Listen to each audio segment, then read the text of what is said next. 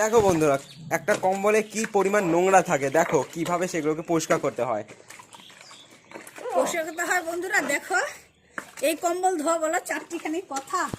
এই এই এই ছেলে আমার এত নোংরা করে, পা দিয়ে সমানে কম্বল জানো পাড়ায়, ঘরে মেঝেতে খালি পায়ে হাতে হেঁটে পাড়া। দেখো তো এই চারটিখানি কথা। ওই যে লালটা এই যে ধুয়ে দিলাম, ওই যে দেখো ওটা তো আরো ভারী, কালো জলগুলি কিভাবে পড়ছে।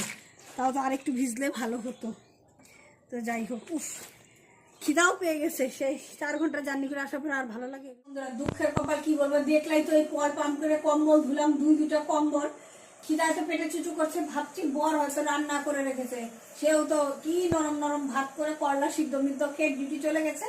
এখন দেখো ওই যে প্রেশারে ডাল বসিয়েছি, ভাত বসালাম, এখন এই যে আলু ফুলকপি কাটছি, ফটাফট ভাজবো, এখন স্নান করবো, তারপরে খাবো।